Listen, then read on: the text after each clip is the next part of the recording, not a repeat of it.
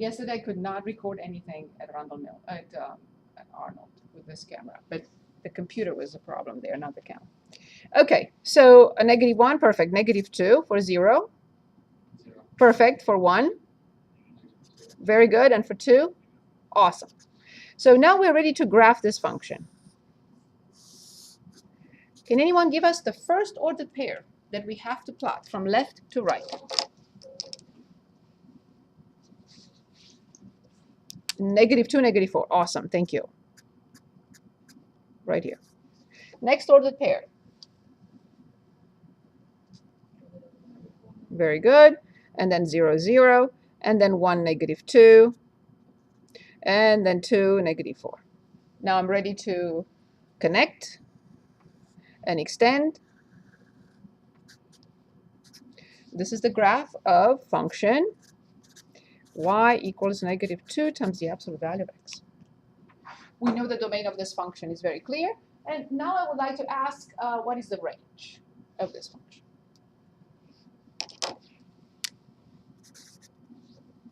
Please. So, correct. Very good. So when we determine the range, we imagine that we cross the graph of this function with horizontal lines from the lowest y value up to the largest y value. So the lowest y value will be somewhere at -infinity, and the largest y value cannot exceed 0. Awesome. Do we all agree with this? Yes? So then the domain is -infinity to 0 with a bracket because this is a full point. Very good. Now, if we want to graph this with a graphing calculator, that's what the first section of this course is all about. If you have a graphing calculator, as I mentioned, I don't want to make it mandatory, but I will use it for illustration. So in y equals, stop me if you have any questions about this. In y equals, I have to write -2. This is this negative sign. This is the operation minus, but this is a negative sign, -2. And now I have to put in the absolute value. So we have to go to math. And I think it's the very first one under numbers. So one more time. Go to math. Go to right one spot, numbers, and you select ABS. Click enter, and you put x in there. Here is the key for x or any variable, right here, next to alpha. Okay? Sure. Okay, let's do everything from the beginning. So in y equals, the window pops up with the several functions that we were able to graph them at the same time, but we only have one function. We put in -2. Then we have to select the syntax for the absolute value. We go to math, go to the right one to numbers, select number 1, which is already selected, press enter. Now we have to put x in there, and this is the key for x and any variable. Next step would be, since we already graphed the function on paper, what viewing window do you think would be the most appropriate? You can say the standard, which in the calculator is considered from -10 to +10, from -10 to +10. That's the standard. But I already know the graph, right? Why would I care about the top part that much? I don't. Because the graph is in the third and the fourth quadrants, not in the first and the second. Does it matter if I choose the standard? No. But I just want to show you how to adjust the viewing window if you need to. We will need to many times. So I'll go to window. I already know the graph because I graphed it by hand. I'm going to say I do care between, let's say, -10 and 10. I already see it here in the software. It's already presented. But let's say I want to choose a different viewing window. Let's say I want to go from -6 to +6 on the x-axis with a scale of 1. What is the scale? It's the tick, if you want. So I just want all these to represent 1 unit. Okay, scale of 1. And I want the y minimum to be, let's say, -6 as well, but I don't want to see too much of a positive y. I'm going to say 2. That's my choice. You don't have to, of course. The graph is fine with the standard. And then I click on graph. And here's my graph. Now, what happens if I ask now, how much is y when x is +3? How will I determine y when x is +3? What do I have to do? Of course. So I can go back and plug it in. Awesome. I can go back and plug it in. Simply x equals 3. The absolute value of 3 times -2 will be -6, right? So that's one option. The other option would be to read from the graph. How do I read from the graph? And this is very important moving forward.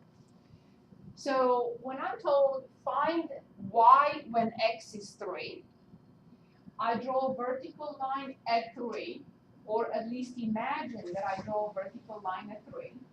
I see it hits the graph in this particular point, and I read the y value. And it is -6, which we knew from calculating it algebraically. But what if I ask the opposite question, the reverse question, I should say? Find x when y is -6. What do I do now to find x when y is -6? What do you think? A horizontal line. That's exactly what you showed, of course. So I have to draw a horizontal line at y equals -6. And this time I see the graph is crossed twice. So I will be able to read 2 x values. What are they?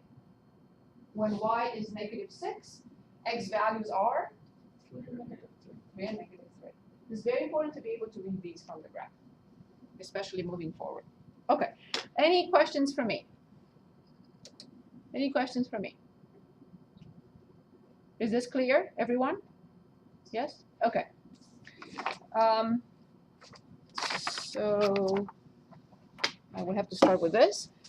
Now let's move on. Where's my book? I consider 1.1 finished, which means I'm expecting all of you to be done with this by next time. These problems, you can say, well, 10 of them are the same, and I only did 4. I accept that. But I do not accept not finishing up your homework in Mymathlab. Okay, so plus all Mymathlab. Now, I did get some emails saying, can you show us how to log into Mymathlab again? Do I have to show again? If you say yes, okay, perfect. Good, so let's do that before we continue. I don't know where I'm at. Okay, here it is. In the left column, after you log in into my ACC, and after you log in into my courses, and after you click on the course, one more time, log into my ACC, go to my courses, enter my courses, or what was that? Not enter my courses. It's is it access? Okay, fine. Then you click on the course, and when you are where I am right now, click in the left column on Mymathlab and Mastering. Once you click on that, no cell phones, please, other than if you are looking at that. I see under the table. I see perfectly under the table, so put it away, please. Please? Can you? Oh, you don't have it. Okay. I just, when I see people over, I want them to pay attention here, please. Okay.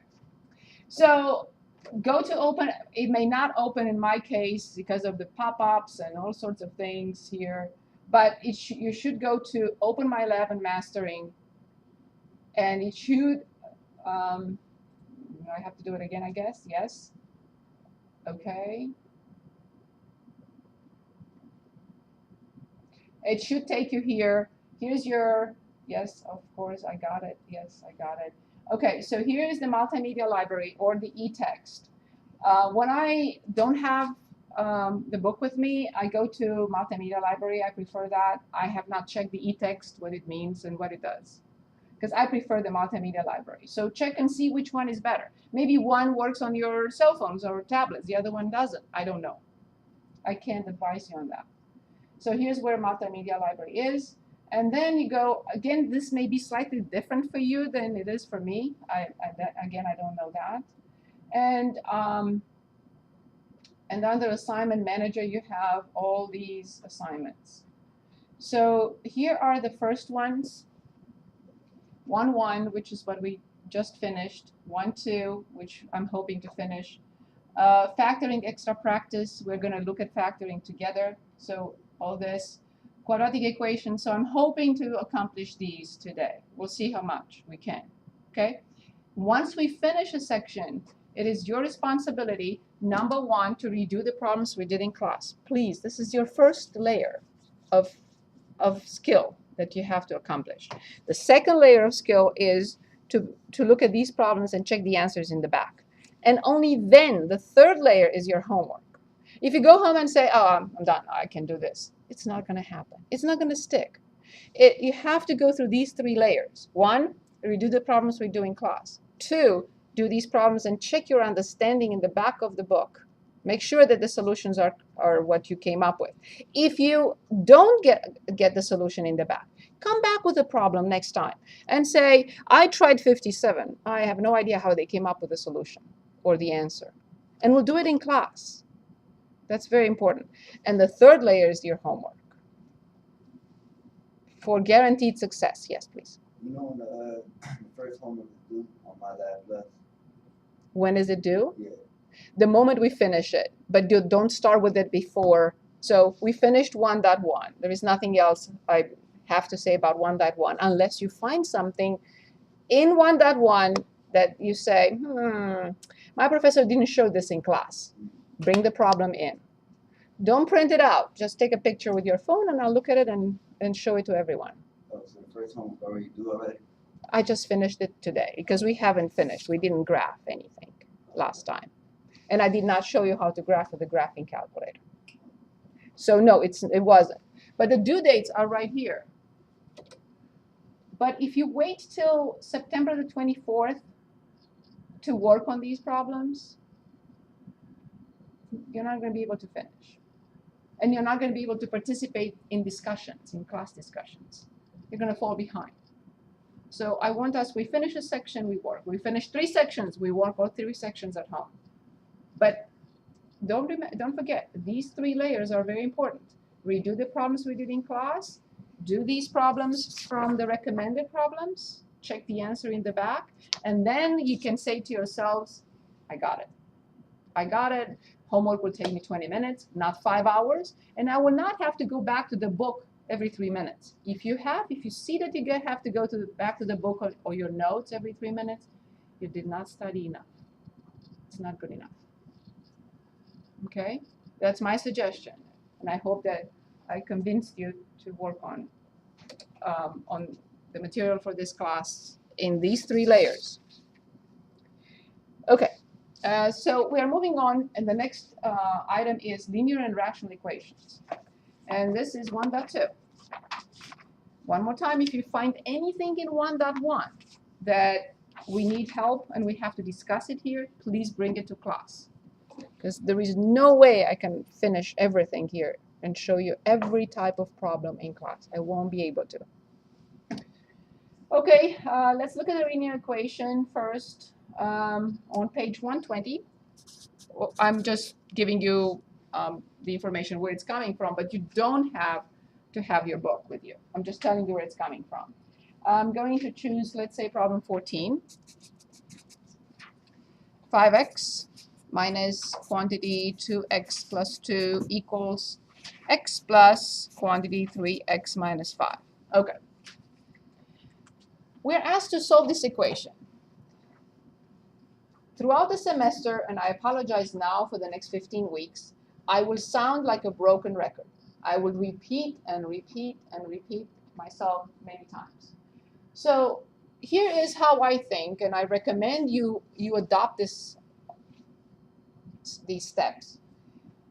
If somebody is giving me an equation, my first thought is, what type of equation is it? Why? Because there is such a huge variety of different equations, huge variety. And they're not all the same. And they're not all treated the same. They're not all solved in the same way. So I have to remember what type, or identify the type, and then also remember what to do with it, and which method is applicable for which type of equation, or the type of equation I have to solve. So now I'm going to ask you, because the terminology is very important, what type of equation is this?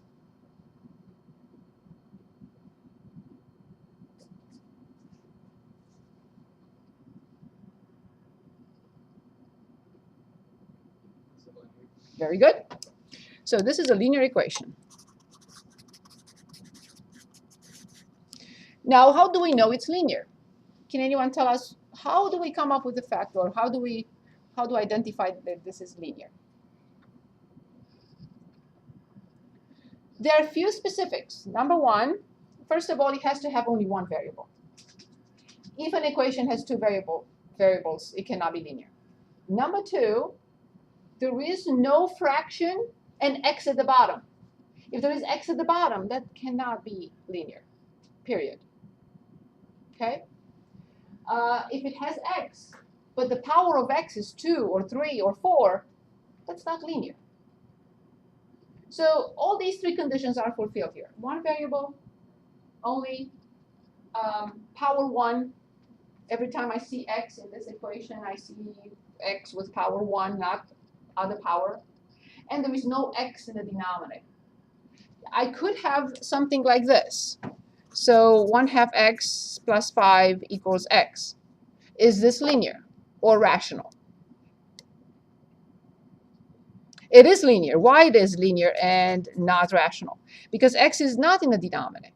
This is just a number. It's 0.5x plus 5 equals x. So it's still power 1 for x, no x in the denominator, and there is only one variable. Okay? However, we're not interested in this right now. We're interested in this equation.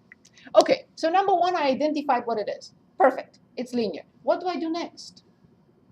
Let's look at it and decide how to proceed.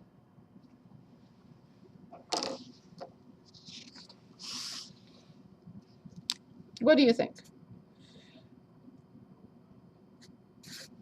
I shouldn't put, we should put 2. What do you think? How will you address this?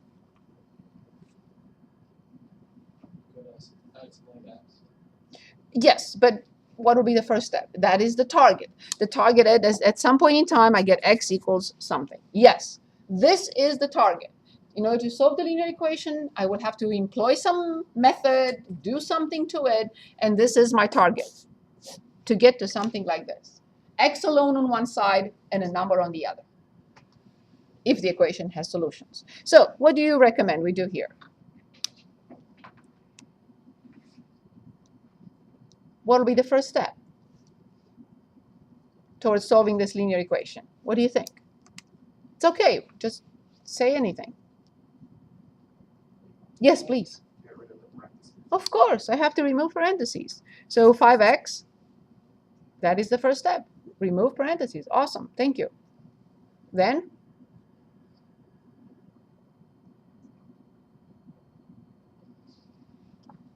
say it louder. It's okay, don't be afraid. Ryan, you wanted to say something? Minus x. But there is 2x. Minus 2x. Then, good, equals? X times 3x. Oh, it's plus. No, I didn't have it in mind. Okay. It's okay. Plus 3x. If it were a product, this would have not been a linear equation. 3x minus 5. Good. What will be the next step? So we eliminated parentheses. Awesome. Yes, please. Yes, awesome. 5x minus 2x. What do I get? Awesome. Minus 2 equals the other side. Very good. Awesome. So number one, we identified it's linear. Number two, we eliminated parentheses. Number three, we combined like terms on both sides. We cleaned up completely everything on both sides. Number four, step 4. Remove x's to the left. Very good. I prefer keeping x to the left. It's okay if you prefer to keep it on the right, or sometimes on the left and sometimes on the right. It doesn't matter. My preference is also to keep it on the left. So I have to move 4x, and I have to move -2.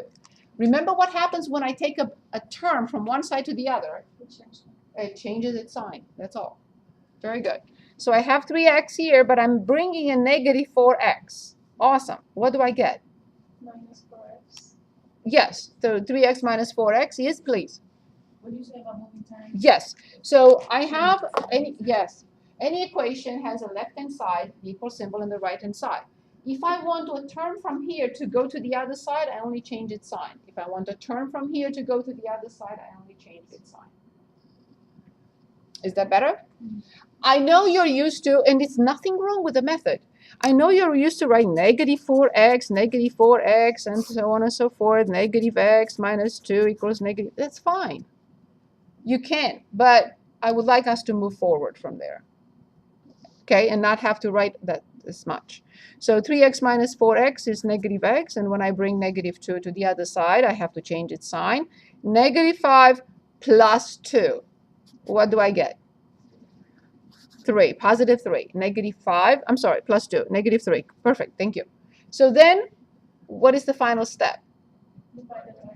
Divide both sides by -1. So the equation has this solution. So this was a linear equation. Allow me to repeat. We identified it. We eliminated parentheses. We combined like terms. Now, after both sides were completely simplified, we started moving terms around because we wanted x on one side and terms with no x on the other. And then at the end, we had to divide or multiply both sides by -1. This is not going to be the same procedure when we solve all other types of equations. No. This is the procedure for linear equations. When we go to quadratic equations, totally different. When we get to logarithmic equations in this class, totally different. When we go to exponential, totally different. So this is the procedure for linear. And it works only for linear equations.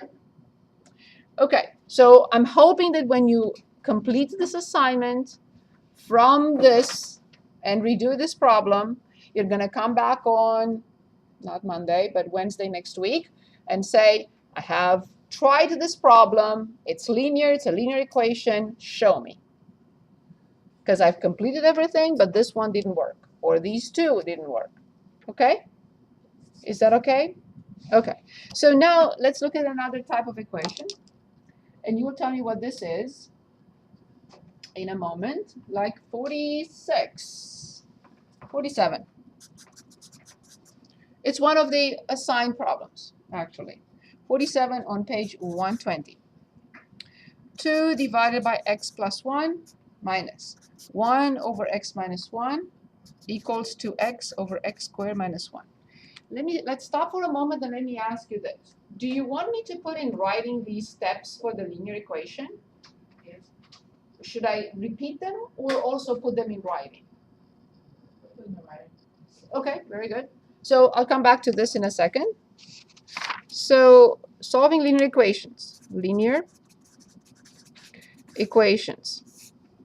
They may not all employ all steps because some of them may not have parentheses, and you may not have to eliminate parentheses. But in general, this is in general, right? Okay. So number one, always identify the type of equation. Identify the type of equation. This is crucial. If I don't know what I have to solve, how will I know how to solve it? Does it make sense? Okay. Number two, eliminate parentheses, if any, or grouping symbols. Those are grouping symbols. Parentheses, brackets, braces, right? Eliminate grouping symbols. And pay attention to distributing the negative sign. When you distribute a negative sign or a negative number to terms in parentheses, you have to distribute to all of them, not just to some of them. Okay, eliminate grouping symbols. I'll put in parentheses, pay attention to the negative signs. In other words, distribute to all terms. Distribute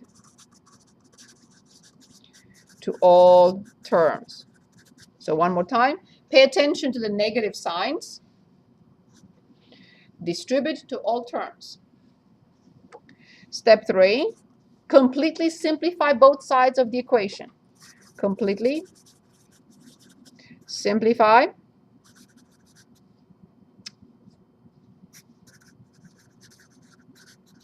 both sides of the equation. Combining like term, of course. Combining like terms.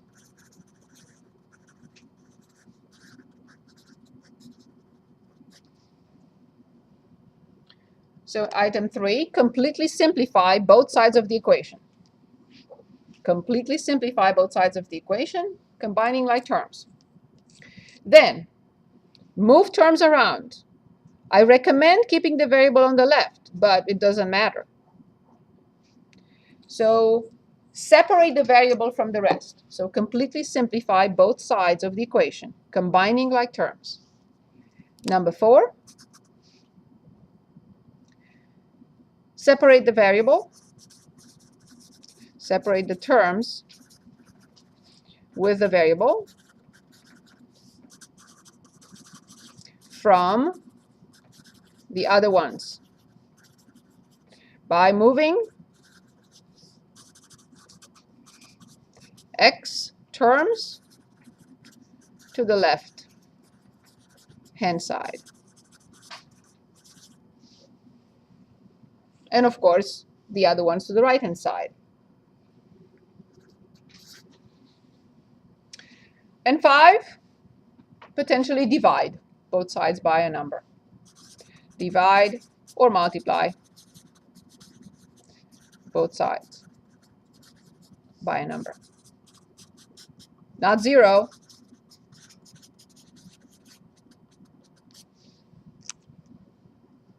So number 5, divide or multiply both sides by a number. Make sure it's not 0, ever.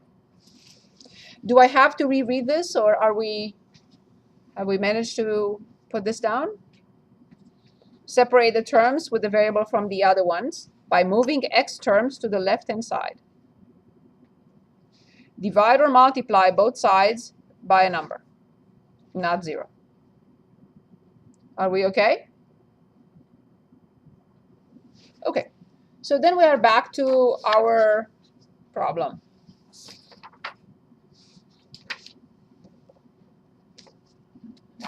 Here it is. So this is, again, the procedure only for linear.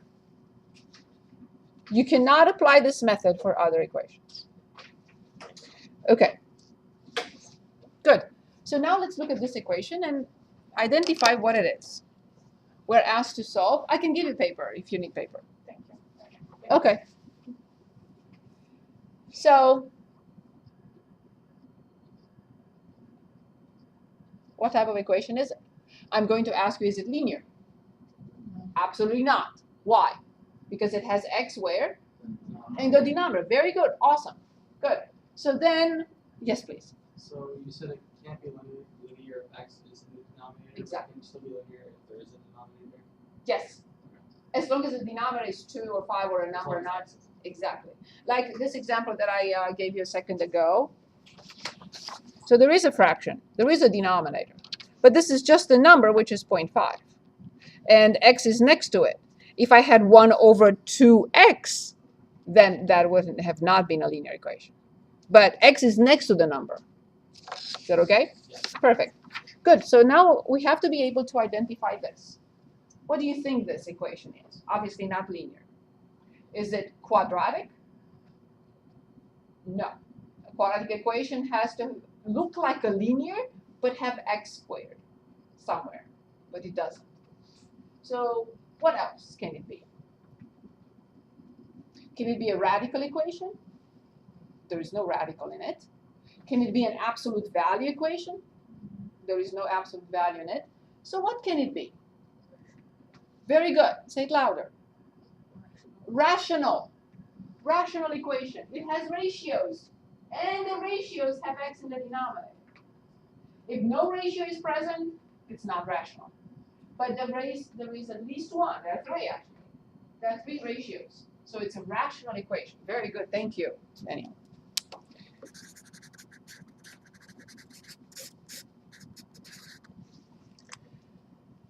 Now, the method for solving a rational equation is huge. It took me a page to explain or put in writing the linear. It's going to take me way longer for this one. This is not a trivial type of equation. No.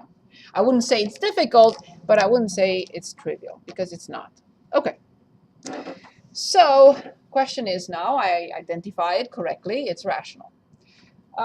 What is the second step? And I will write those steps for you if you want me to. At the end, when we finish this, I will write the steps again. So what will be the first step then for a rational? True. Awesome. Both are fine. However, I recommend an intermediate step before I get to what you suggested, which is perfect. Both of you. Perfect. Here's the intermediate step. Restrictions on the variable.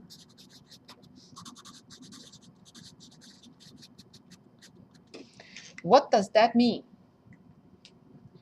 And how come that we did not see this here? How come that the linear equation doesn't have restrictions on the variable? How come that this one does? Why? So what does the restriction on the variable mean? It means that x cannot be just anything I wanted it to be. Of course it's not going to be just anything I want it to be because I have to solve the equation and see what it is. But by simply looking at these three fractions, I know that there are certain values of x that must be excluded from the problem from the very beginning. Can anyone tell us one or two values of x that must be excluded, which means restriction, restrict the variable from this equation? That will make no sense ever to be solutions. Let's try. 0 plus 1, I can divide by 1. 0 minus 1, I can divide by negative 1. 0 minus 1, I can divide by negative 1. 1. How come that 1 must be excluded, and why? Because it makes the middle term make it 0. Middle denominator. So the conditions are x minus 1 could never be 0. Okay, why? Why the denominator of a fraction can never be 0? What is wrong with that? Exactly. So we have to refresh our memory on the fact that division by 0 is called, there is a fancy word. Well, it does not exist, but we like to use a fancy word. What is that fancy word?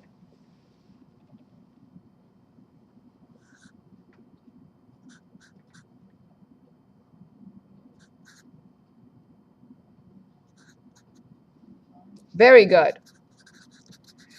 We like to use this fancy word and say division by 0 is undefined, but we're really saying you cannot divide by 0. We cannot have a number. If I say divide 5 by 0, you will look at me and say, sorry, I can't. There is no number. If I ask you to divide 0 by 5, you will say 0. I have $0. I want to choose 5 of you to share my 0 with. How much will I give you for my 0? Nothing. But when I divide 5 by 0, then I can't give you a number. There is no such number. It doesn't exist. So division by 0 is undefined. So I have to state that this denominator cannot be 0, which means that x cannot be what you told me perfectly. Cannot be 1. Right? Good. But this is not the only denominator. There are 2 more. So what do you say about the first denominator then? Yes, x plus 1 cannot be 0, which makes x cannot equal. Very good. Awesome. Thank you. Okay, so now I made sure that the first denominator is never 0, the second denominator is never 0, but what about the third one? What is the condition for that one? What do I have to write specifically for the third one? Exactly what I wrote for the other two. Just dictate and I'll write it.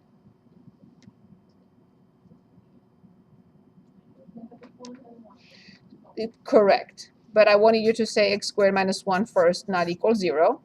Then I wanted to say which. X plus 1, x not equal -1. True, because you took the square root. True, we haven't gotten to that yet. But I wanted you to tell me which of these three special products is applicable here. Because I need to factor. Which difference of squares. Thank you very much. So then please tell me how you factor x squared minus 1. But you're completely correct. It's the same thing you said with a different method. But we discussed this method last time. That's why I want to refresh everyone's memory. So how do I factor this? Very good. So there are two options here. From the first factor, I get that x cannot be. Very good. And from the second factor, that x cannot be. Right. This is an overkill because I already took care of that. They are already in there. So let's summarize. Number one, I must identify the type of equation. It's rational. Number two, I have to make sure that I state the values of x that could never be accepted as a solution. Ever. How come that 1 and -1 will never be accepted? What if I solve the equation and I get an x equals 1? What would you say? No solution. Why? Because when x is 1, this fraction does not exist, as well as this fraction doesn't exist. So how can I have a solution of x equals 1 when the equation disappears? Okay? So first step, identify. Step 2, restrictions, which we have. X cannot be plus or minus 1. Okay. Now, next step.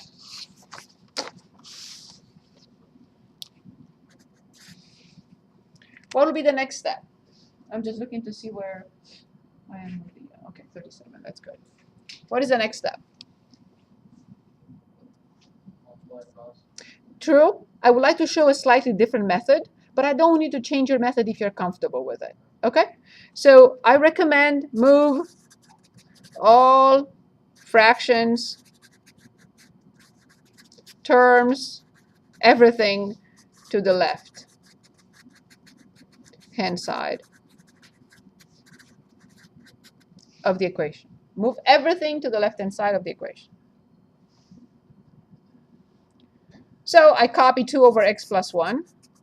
I copy 1 over x minus 1 with minus in front. And then what do I copy?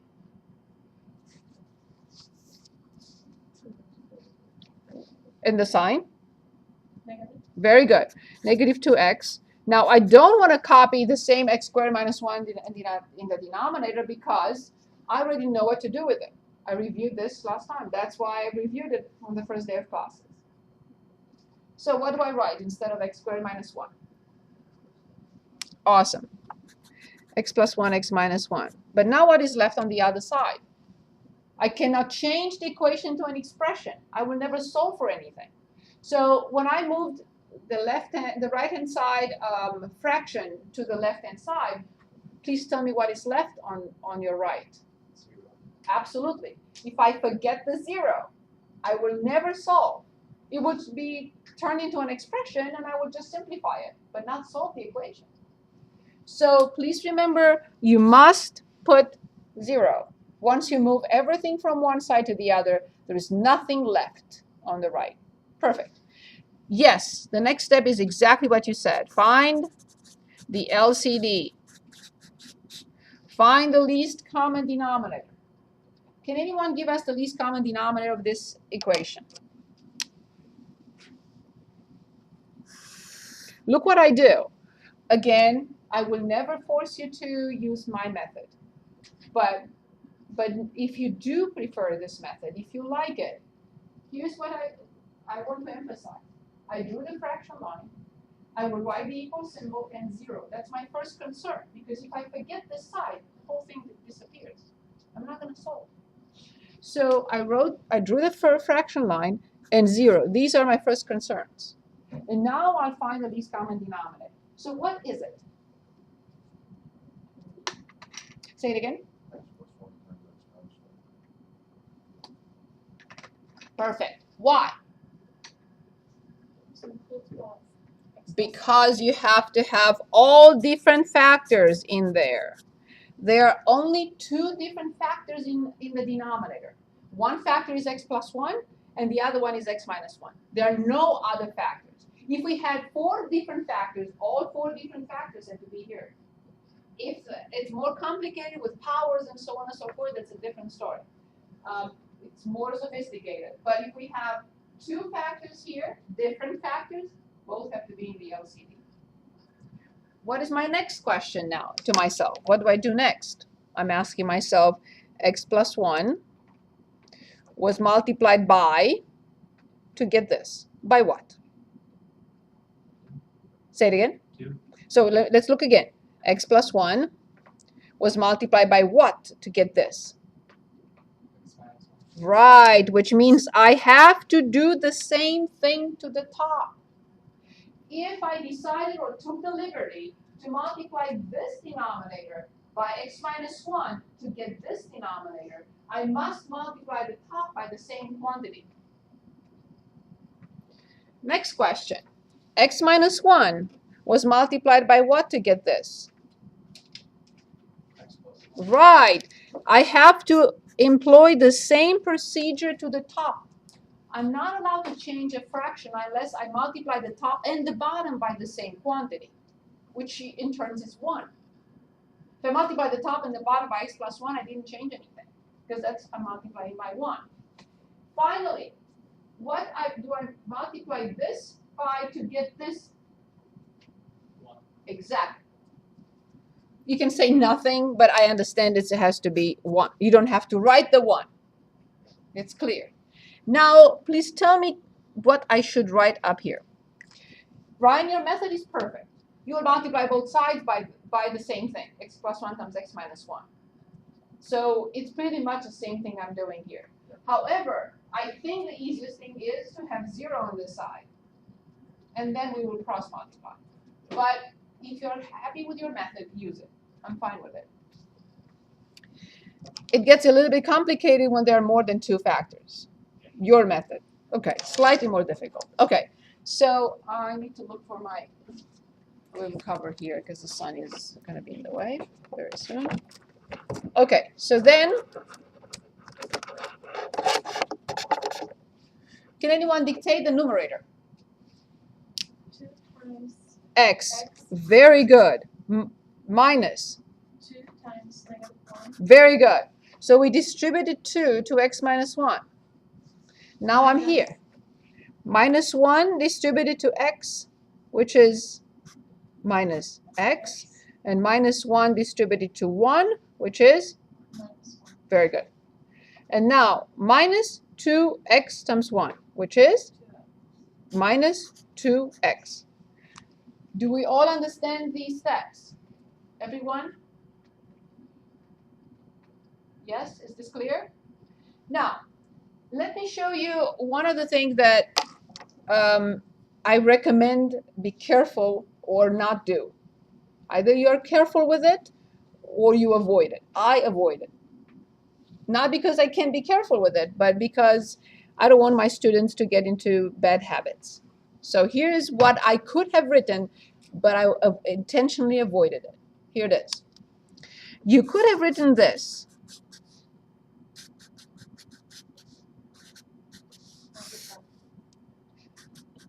Which is not incorrect. But here is the reason why I don't use it. Because some of my students will be tempted to do this. And this will be an absolute terrible mistake. So the reason why I don't write this, I write the same thing, but directly with no parentheses. So no one gets tempted to simplify in this way. Why is it a terrible mistake? Because this is a factor multiplied. When we multiply quantities, they're called factors. When we add quantities, they're called terms. When we subtract quantities, they're called terms as well. These are all terms. This is a term minus another term minus another term. If I simplify this part of a term with a factor, then I mess up the problem. I can simplify factors with factors, but not terms with factors. So that's the reason why I never write this. If you know what you're doing, you're fine. Okay? So this is exactly the same thing. 2x minus 2 minus x minus 1 minus 2x, but no parentheses. So no one gets tempted to simplify. Okay? Perfect. So we found the LCD. We determined the quantities for the top. And now we're ready to do what? What will I do to the top? Which I need to. Awesome. Combine like terms.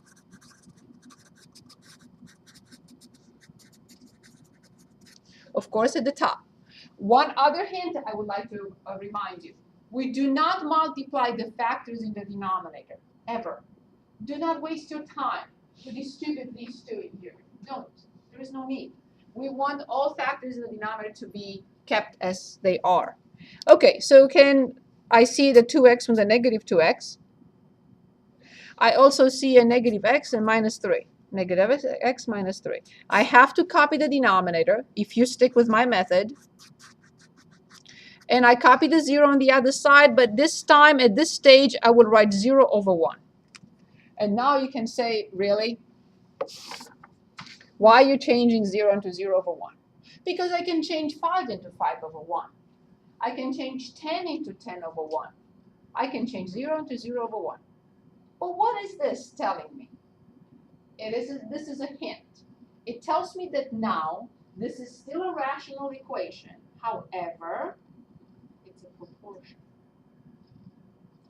One fraction on this side, one fraction on this side. Only now I can do what only in a proportion I can, which is cross multiply. Why didn't I do this from the very beginning? Because that was not a proportion. I had operations with fractions on one side. So this was not a proportion. Now this is a proportion. So A divided by B equals C over D is a proportion. And this is what this is.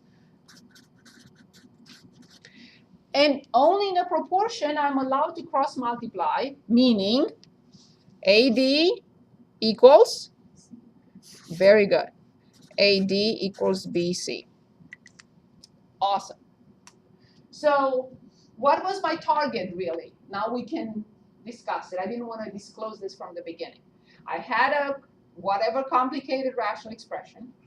I simplified it to a proportion, and now I will cross multiply. So cross multiply, and please tell me what to write. Negative x. Minus 3 times, very good. So this product is negative x minus 3 equals the other product. What is this product? 0. Exactly. That's why it makes it much simpler, I think. Now, at this stage, I have students who say, wait a minute, stop. Okay. They said, where did the denominator go? Where did it go? We cross multiply. That's why the denominator disappeared. Not because we erased it. This times this is here, must equal this times this, which is 0. It didn't go away. We did not erase it, but we cross multiplied. So now I'm asking myself, what type of equation is this? Linear. Yes. But it wasn't linear initially. Finally, after all this work, it collapsed into a linear equation. Way to go. How do I solve this at this point? I don't have parentheses. I don't have to simplify left and right. I can go ahead and do what? Change the sides. Move negative 3 to the other side. and negative x equals 3. So now we divide by negative 1. by negative 1, and I get x equals negative 3. What do you think is my very first thought now? When I'm done with the rational equation, what is my very first thought? It must be right because we didn't get 1 or negative 1. I have to go back to my restrictions. That's the reason why we wrote them from the very beginning. So from the very beginning, the work was done. I don't have to go back and check. Well, I can still have made mistakes. I don't have control over that.